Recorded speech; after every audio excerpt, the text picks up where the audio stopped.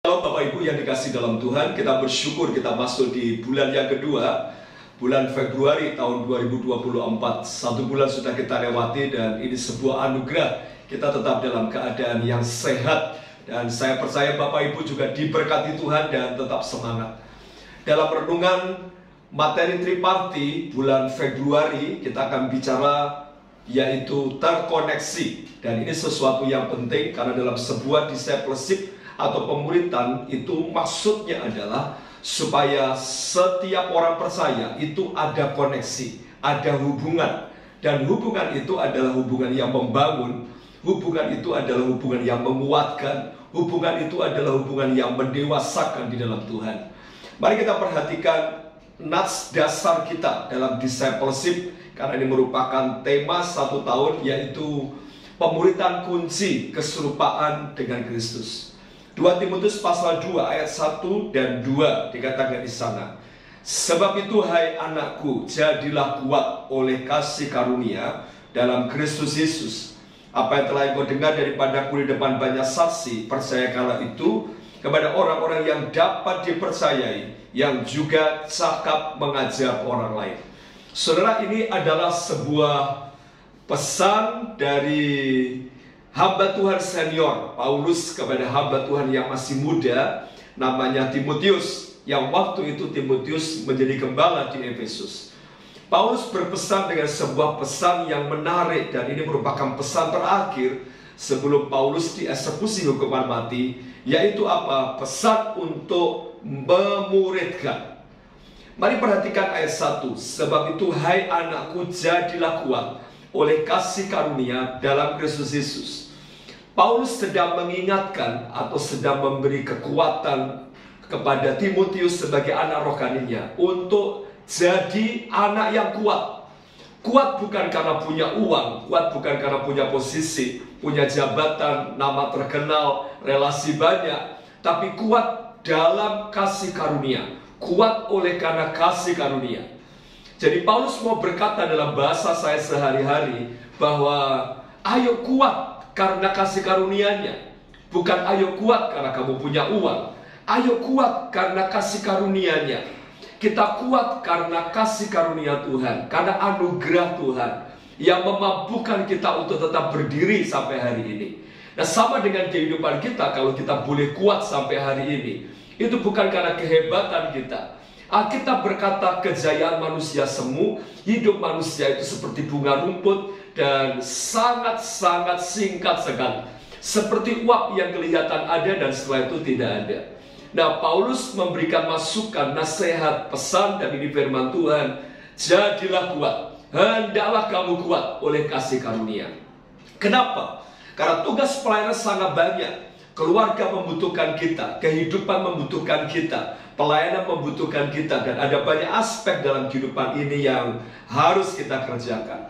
Tapi jangan lupa kekuatan kita bukan untuk kemegahan, tapi kekuatan kita yang Tuhan berikan itu untuk memuridkan. Perhatikan ayat yang kedua. Apa yang telah engkau dengar daripadaku di depan banyak saksi, percayakanlah itu kepada orang-orang yang dapat dipercayai, yang juga cakap mengajar orang lain. Dari kalimat ini kita bisa tahu tentang sebuah prinsip dimuridkan dan memuridkan. Dalam konteks dimuridkan, mari perhatikan ayatnya. Apa yang telah engkau dengar daripadaku di depan banyak saksi. Berarti Timotius itu dimuridkan oleh Paulus. Apa yang telah engkau dengar daripadaku di depan banyak saksi. Jadi Timotius diingatkan bahwa apa saja yang telah engkau dengar daripadaku. Berarti ini Timotius dimentor sama Paulus, didampingi sama Paulus, kemudian diarahkan sama Paulus, dimuridkan sama Paulus. Nah, setelah engkau dimuridkan, sekarang konteks yang selanjutnya adalah memuridkan. Dalam bagian ini dikatakan percayakanlah itu kepada orang-orang yang dapat dipercayai, yang juga cakap mengajar orang lain. Jadi sebetulnya kalau boleh pakai bahasa secara sederhana, kita dimuridkan untuk memuridkan, dan memuridkan untuk memuridkan selanjutnya, sehingga ini menjadi sebuah gerakan yang luar biasa. Dan keuntungan terbesar kalau kita dimuridkan, iman kita akan kuat, kita akan kokoh. Nah, ini yang disebut dengan terkoneksi. Dari gembala, kemudian dari staf gembala, pengurus gereja, para pelayan, kemudian seluruh jemaat, mereka tidak ada yang putus. Jadi jangan heran meskipun gereja itu jumlah jemaatnya banyak, akan selalu mengenal, akan saling memperhatikan, akan saling mensupport, akan saling mendukung satu sama lain. Karena pemuritan itulah yang membuat terkoneksi. Pemuritan itu yang akan membuat segala sesuatu terhubung. Memang orangnya bisa banyak, jemaatnya bisa banyak, tapi akan selalu bisa mengenal, akan selalu bisa memperhatikan. Dan tempat yang paling baik, paling efektif untuk sebuah pemuritan adalah komsel triparti. Jadi saya mendorong Bapak Ibu semua, coba mari lihat di sekitar kita, khususnya di jemaat, atau mungkin di lingkungan tempat kita tinggal, siapa yang belum terkoneksi di dalam komsel. Siapa yang belum terhubung di dalam komsel? Karena komsel adalah tempat untuk kita curhat, berbagi hati, bertumbuh dalam firman, kita bisa fellowship, kita saling memperhatikan, dan ini adalah keluarga kedua yang sangat luar biasa. Hari ini saya mendorong Bapak Ibu semua, mari tetaplah terkoneksi. Jangan keluar dari koneksi, jangan keluar dari area yang ada. Sama seperti kalau Bapak Ibu pernah ada di satu daerah dan sulit sinyal, kita sangat repot untuk menghubungi karena tidak ada sinyal. Mari terus taruh sinyal itu untuk kita terkoneksi sehingga hidup kita makin luar biasa di dalam Tuhan. Tetaplah terkoneksi. Di situ saudara, besi menajamkan besi, manusia menajamkan sesamanya.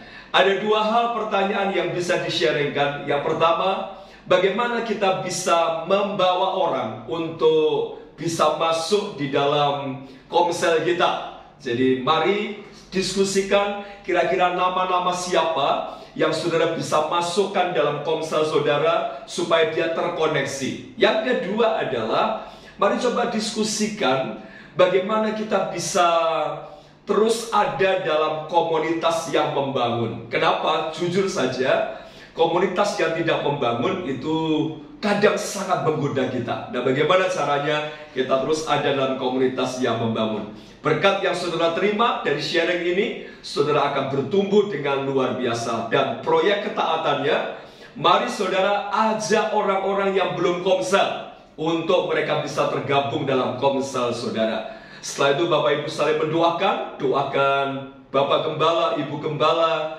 para pengurus gereja, para hamba-hamba Tuhan dan pelayan serta seluruh jemaat. Yang kedua, jangan lupa kita di tanggal 14 Februari kita ada pemilu. Jadi mari doakan pemilu damai sehingga presiden, wakil presiden yang terpilih, badan legislatif, MPR, DPR yang terpilih semua adalah orang yang takut akan Tuhan. Dan silakan Bapak Ibu berdoa untuk menutup dan kuasa Tuhan dilimpahkan. Selamat triparti, doa saya beserta, tetap semangat dan salam discipleship.